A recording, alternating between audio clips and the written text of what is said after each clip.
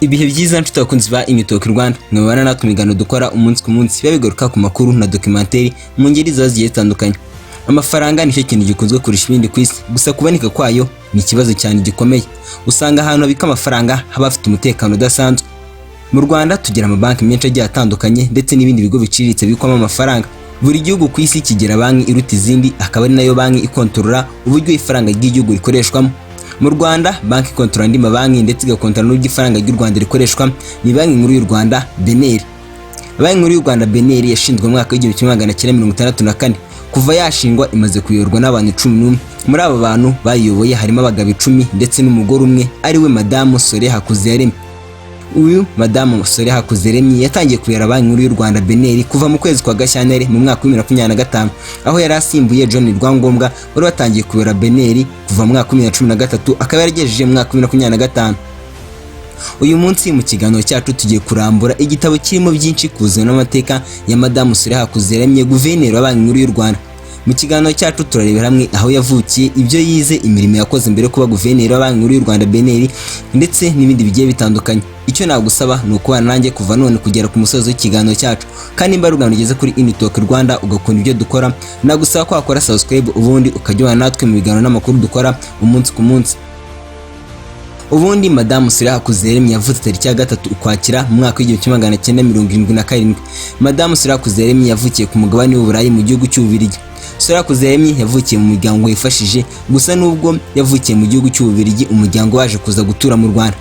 Urugendo rw'amashuri SOREYA Hakuziyaremye amashuri abanza n'ayisumbuye yize mu Rwanda mu ishuri rya Ecole Belge de Kigali. Iri rikaba ryari ishuri ry'Ababirigi ryakoreraga mu Rwanda, gusa rikaba ryarafunze imiryango mu mwaka w'2025. Mu mashuri yisumbuye SOREYA Hakuziyaremye yize imibare n'ubugenge cyangwa se Math and Physics. Nyuma yo gusoza amashuri yisumbuye Madamu SOREYA Hakuziyaremye yakomereje muri kaminuza ya Buruseli mu gihugu cy'Ububirigi, aho yakwimamye ubumenyi y'ikirenga PhD mu icungamutungo mpuzamahanga. Si ibyo gusa kandi kuko Madamu SOREYA Hakuziyaremye afite impamyabumenyi y'icyiciro cya 3 cya kaminuza mu bijyanye n'imicururize mpuzamahanga. Madamu SOREYA Hakuziyaremye yakoze imirimo itandukanye haba mu Rwanda, muri Leta Zunze Ubumwe za Amerika ndetse no ku mugabane w'Uburayi. Kuva mu kwezi k'Ukuboza mu mwaka w'2002 kugeza mu mwaka w'2006, Madamu SOREYA Hakuziyaremye yatangiye gukora muri banki ya New York muri Leta Zunze Ubumwe za Amerika, aho yari ashinzwe ubugenzuzi. Ahangaha akaba yarakoze imyaka 4 muri iyo banki. Kuva mu mwaka w'2006 kugera mu mwaka w'2012, Madamu SOREYA Hakuziyaremye yakoraga ku mugabane w'Uburayi, aho yakoraga muri banki ya Buruseli mu gihugu cy'Ububirigi. Aha akaba yarakoze imyaka 6. Mu mwaka w'2012 SOREYA Hakuziyaremye yagarutse mu Rwanda nyuma yo gukura ubumenyi butandukanye ku mugabane w'Uburayi ndetse na Leta Zunze Ubumwe za Amerika. Nyuma y'uko Madamu SOREYA Hakuziyaremye yagarutse mu Rwanda mu mwaka w'2012 yahawe inshingano zo kuba umujyanama mukuru muri Minisiteri y'Ububanyi n'Amahanga n'Ubutwererane. Nyuma yaho Madamu SOREYA Hakuziyaremye yasubiye gukora ku mugabane w'Uburayi, aho yari agiye gukora muri Dutch Banking Giant. Aha akaba yarakoze ari Vice President muri Financial Institution and Financial Market Risk. Nyuma yo gukora muri iyo banki yagarutse mu Rwanda, maze mu mwaka w'2018 Madamu SOREYA Hakuziyaremye agirwa Minisitiri w'Inganda n'Ubucuruzi. Madamu SOREYA Hakuziyaremye yabaye Minisitiri w'Inganda n'Ubucuruzi kuva mu mwaka w'2018 kugera mu mwaka w'2021. Yavuye kuri uwo mwanya ahubwo yagihabwaga inshingano zo kuba umuyobozi wungirije wa banki nkuru y'u Rwanda BNR, aho yari yungirije John Rwangombwa.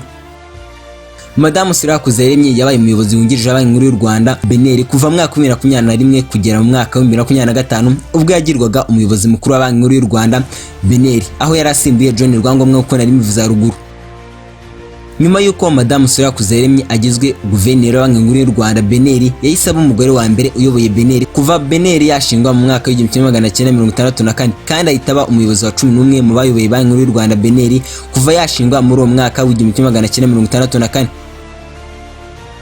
Ubundi nk'ubwo incamake ku bayobozi bayoboye banki nkuru y'u Rwanda BNR kuva yashingwa mu mwaka w'1964, BNR ishingwa yatangiye iyoborwa na John Abaddon. Uyu yayoboye kuva mu mwaka w'1964 kugera mu mwaka w'1965. Bivuze ko John Abaddon yayoboye BNR umwaka umwe gusa. Nyuma ye hahise hajyaho Masaya Haritori wayoboye BNR kuva muri uwo mwaka w'1965 kugera mu mwaka w'1971. Uyu yayoboye BNR imyaka 6 yose. Yasimbuwe na Jabere Kimasi Birara wayoboye BNR kuva mu mwaka w'1971 kugeza mu mwaka w'1945. Bivuze ko Jabere Kimasi yayoboye BNR imyaka 14 yose. Nyuma ye yasimbuwe na Augustine Ruzindana wayoboye BNR kuva mu mwaka w'1985 kugera mu mwaka w'1990. Ruzindana yayoboye BNR imyaka 5 gusa. Ruzindana yasimbuwe na Denis Nirigirimbabazi maze ayobora BNL kuva mu mwaka w'1991 kugeza mu mwaka w'1994 aho yavuye kuri uwo mwanya asimburwa na Gerard Niyitegeka wayoboye BNL umwaka umwe aho yatangiye kuyobora BNL mu mwaka w'1994 ageza mu mwaka w'1995.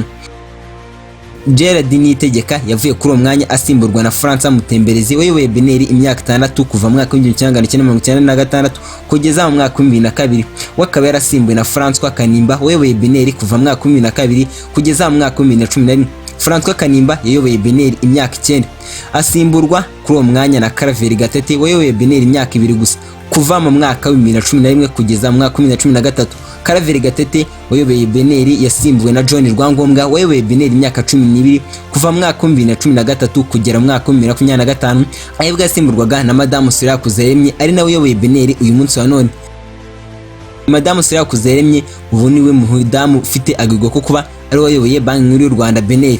Madamu Soraya Kuzeremye afite uburambe mu bukungu ndetse akaba ari nabyo bintu amazemo igihe kinini. Kuri ubu Madamu Soraya Kuzeremye ni umugore rukumbi uri mu bayoboye Banki Nkuru y'u Rwanda BNL. Mu bijyanye n'umuryango Madamu Soraya Kuzeremye arubatse afite umugabo n'abana. Ngayo nguko ibice bikubiye mu gitabo kirimo ubuzima n'amateka ya Madamu Soraya Kuzeremye guverineri wa Banki Nkuru y'u Rwanda. Reka ngushimire wabanye nanjye kuva ku munota mbere kugera kwa nyuma. Kandi nimba rugamigeze kuri Talk Rwanda ugakunda ibyo dukora nagusaba ko wakora subscribe ubundi ukajyana natwe mu biganiro n'amakuru dukora umunsi ku munsi. Reka nkubwire ngo ikigomba kumenya kandi ukazirikana nuko twifuriza kugira ibihe byiza mu byo ukora byose.